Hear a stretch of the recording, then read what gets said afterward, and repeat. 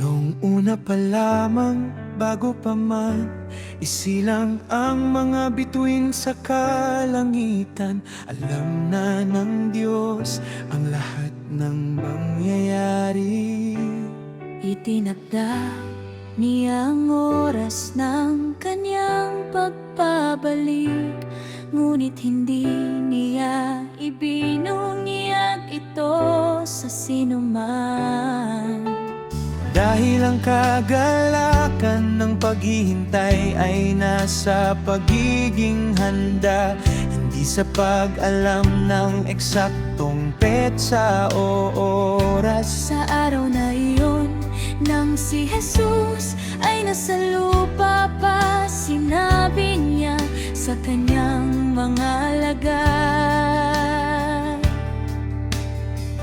bantayan ninyo, sapagkat hindi ninyo alam kung kailan darating ang Panginoon ng bahay. Baka sa ikapitong oras, o baka sa hating gabi, o baka sa pagdating ng uwak, o baka sa umaga. Baka dumating siya ng hindi inaasahan,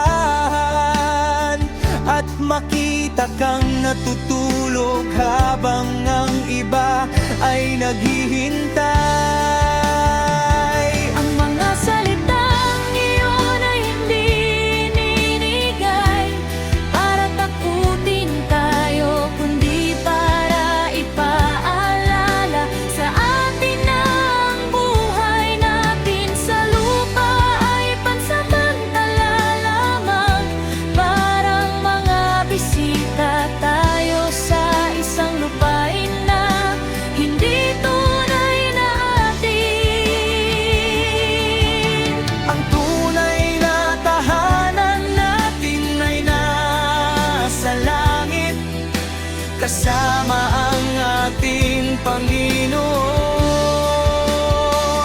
Kaya't hinihikayat tayo na mamuhay ng mga buhay na makatarungan, mabuti at puno ng pag-ibig. Mga buhay na naglalarawan ng kanyang presensya sa daigdig. Mula sa mga unang alagad na sumunod sa kanya, kahit na kailangang harapin ang pag-uusig, Hanggang sa mga mananampalataya ngayon na nagtataguyod ng kanyang katarungan sa gitna ng isang mundo na umayaw sa katotohanan. Ang lahat ay pinapahalagahan ng pangako. Ang salita ng Diyos ay parang isang batas na hindi mawawasak. Hindi mawawala ang isang salita mula sa aking mga salita.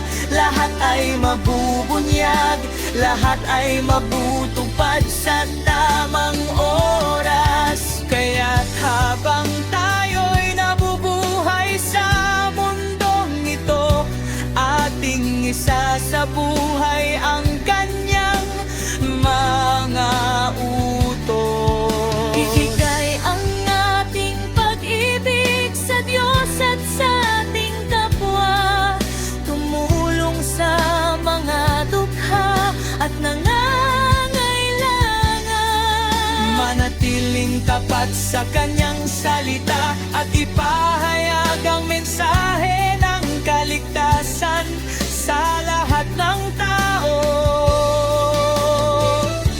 Ito'y hindi isang gawain na kailangang tapusin bago siya dumating, kundi isang paraan ng pamumuhay na nagpapakita ng ating pagtitiwala na siya ay darating na. Unang korus ang arit ay di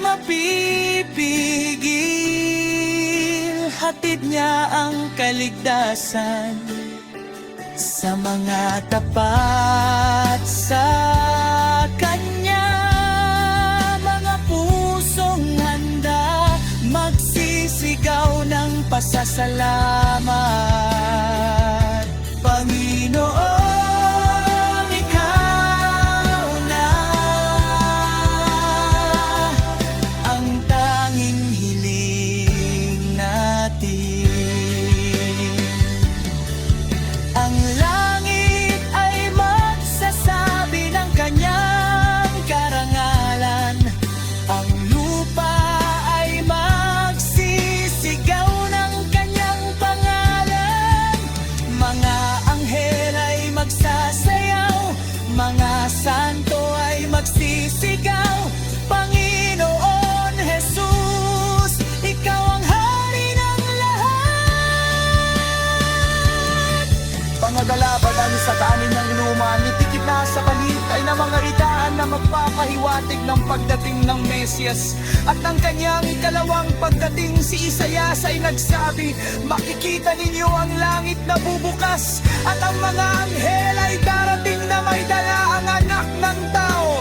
Si Daniel naman ay nagsalita ng isang panahon ng kaguluhan kung saan ang mga bayani ay haharapin ang paghihirap, ngunit sa huli ay mananaig ang katarungan. Sa kasalukuyan, marami na tayong nakikita sa paligid na mga palatandaan na tinutukoy ng salita.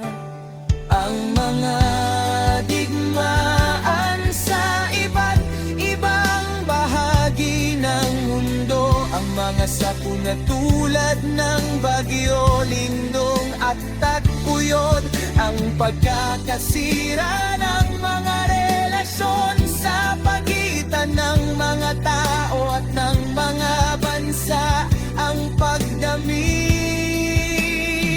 ng mga taong nagsasabi ng kasinungalingan.